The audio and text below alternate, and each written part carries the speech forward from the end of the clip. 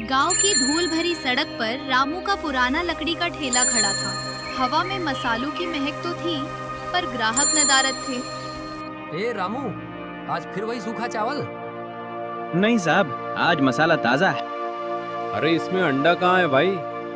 रामू के पास मुर्गियां कम थी, इसलिए एग राइस में अंडे नाम मात्र के होते थे। गांव के लोग उसका मजाक उड़ाने से नहीं चूकते थे। गरीब का ठेला है, जितना है उतना डाला।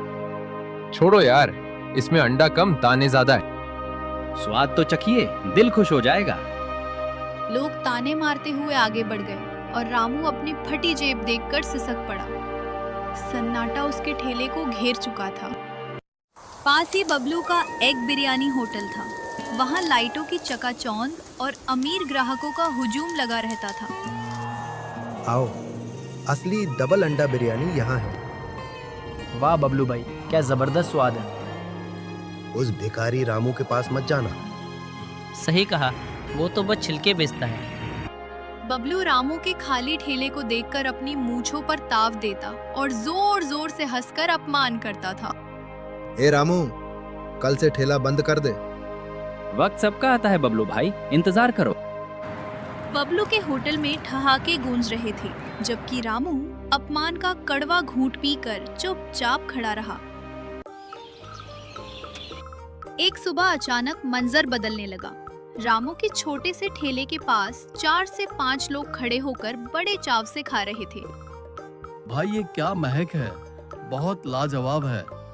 जी साहब, चक्कर देखिए, ताजा है। इतना स्वाद तो शहर के होटल में नहीं। देखते ही देखते रामू के ठेले के पास भीड़ जमा होने लगी।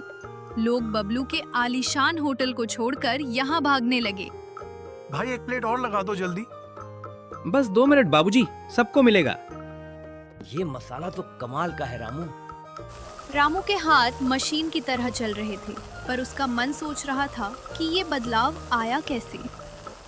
अपना होटल खाली देख बबलू का खून खौल उठा। उसने अपने 2 तगड़े कामगारों को लिया और रामू की तरफ बढ़ा। ए रामू, मेरे ग्राहक चुराने की हिम्मत कैसे हुई? क्या जादू किया है तूने? कल तक कोई कुत्ता नहीं आता था, आज इतनी भीड़। मैं ग्राहक नहीं चुरा रहा बबलू भाई, बस अपना काम कर रहा हूँ। बबलू ने गुस्से में रामू की कड़ाही को धक्का दिया। रामू डर गया, पर आज वो चुप नहीं रहने वाला था। बता, ये अंडे कहाँ से आ रहे हैं और ये भीड़ कैसी? अगर सच जानना चाहते हो तो मेरी बात सुनो। बोल, वरना ये ठेला कल नहीं दिखेगा। रामू ने एक गहरी सांस ली और भीड़ के सामने अपनी दास्तां सुनाने लगा। सब शांत होकर उसकी व्यथा सुनने लगे। बबलू भाई, आज जो भीड़ देख रहे हो, ये रातों रात नहीं हुआ। कहानी मत सुना, सीधा मुद्दे पर आ। कुछ महीने पहले मेरे पास न पैसा था न कोई सहारा।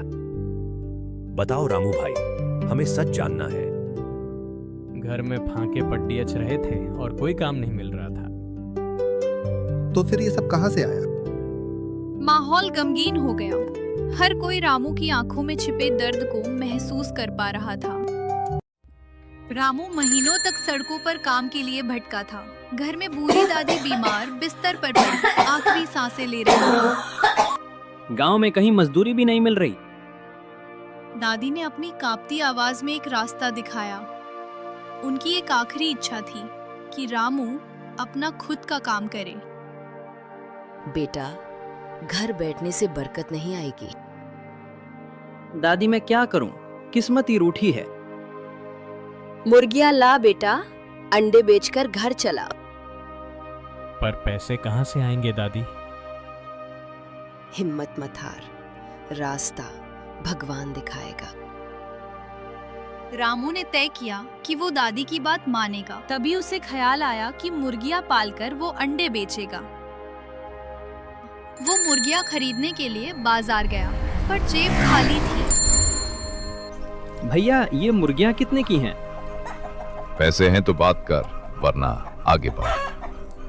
इतने पैसे तो मेरे पास नहीं हैं। उसने अपनी पत्नी सुमित्रा से मदद मांगी। मेरे भाई की राखी के पैसे ले लो।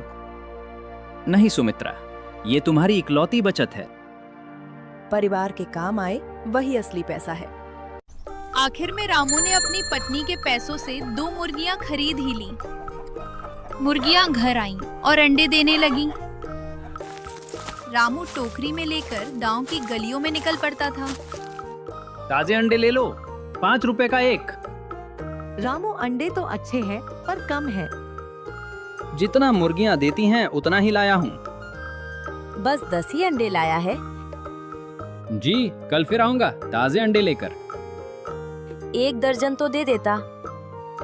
वो दिन भर धूप में घूमता, पर मुर्गियां सिर्फ 10 ही अंडे देती थीं। कमाई बहुत धीमी थी। घर की छत टपक रही थी और सुमित्रा खाली डिब्बे खटखटा रही थी। 10 अंडों के पैसों से गुजारा नामुमकिन था। रामू, अब तो राशन भी खत्म हो गया।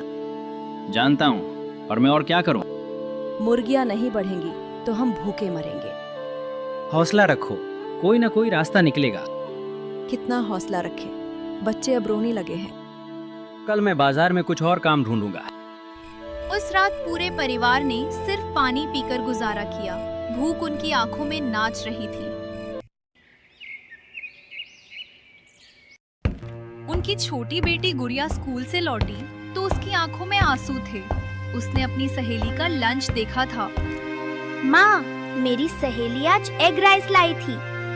तो क्या हुआ बेटा, कल रोटी खा लेंगे? नहीं, मुझे भी वैसा ही खाना है, बना दो। बच्ची जमीन पर बैठकर रोने लगी।